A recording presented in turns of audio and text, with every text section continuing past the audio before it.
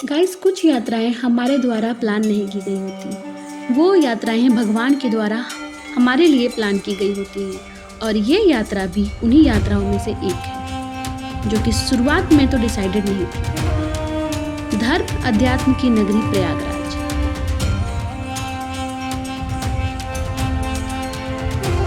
जिसको हमारे शास्त्रों ने तीर्थराज यानी कि सभी तीर्थों के राजा होने का औदा दिया है। और इसी प्रयागराज में दुनिया के सबसे बड़े धार्मिक मेले यानी कि महाकुंभ का आयोजन होता है। और आज हम सब भी यहाँ इसी मेले में आए हैं। तो चलिए अपनी जर्नी शुरू करते हैं। तो ट्रेन की हमारी यात्रा थी और प्रयागराज से पहले एक स्टेशन छेवकी में हमारा स्टॉपेज था। तो छेवकी में उतरने के बाद यहाँ पर बहुत ही ज़्यादा भीड़ थी। पास्ट में आई न्यूज़ से हम सब डरे हुए थे, लेकिन सीआरपीएफ की जो टीम थी वो भीड़ को मैनेज करने में बहुत ही अच्छा काम कर रही थी। हम सभी को यहाँ पर थोड़ी देर के लिए रोका गया था। गाइस, रिपोर्ट्स की माने तो महाकुंभ में लगभग 40 करोड़ से भी ज़्यादा लोगों ने स्नान किया, जो डेनमार्क जैसे 90 देशों से भी ज़्यादा है। और अब हम नैनी पुल से संगम घाट तक पैदल यात्रा कर रहे हैं। और रात का समय था गाइस, हमें ये एक बहुत ही सुंदर सा दृश्य देखने को मिलता है जहाँ पे बहुत सारे टेंट लगे थे और इसका प्रचार नरेंद्र मोदी ने भी किया था। और हम सभी बस चले ही जा रहे हैं। हमारा बस एकमात्र मकसद यही है कि संगम में एक बार डुबकी लगाना। चेहरे का रंग ये बता रहा है कि रात भर ठीक से सोए नहीं है और एक बहुत ही लंबी यात्रा तय करती है। एक समय ऐसा भी आया जब लगा कि अब और नहीं हो पाएगा, लेकिन एक अदृश्य शक्ति हमें ऐसा बता रही थी कि आगे बस चलते ही जाओ, मंजिल करीब है। 4-5 घंटे लगातार कई मील पैदल चलने के बाद हालत बिल्कुल खस्ता हो चुकी थी, लेकिन मन में हर्षो उल्लास था। तो चलिए अब चलते हैं महाकुंभ को एक्सप्लोर करने के लिए।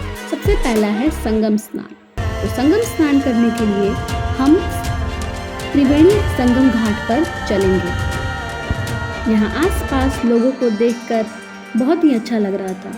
यहाँ कोई अमीर नहीं, कोई गरीब नहीं, कोई कास्ट नहीं, कोई ऊंच नीच, कुछ भी नहीं। सब एक होकर एक ही मकसद से संगम में एक बार डुबकी लगाना चाहते थे। तो संगम नोज घाट पे पहुंचने के बाद हमें सबसे पहले स्नान करना था।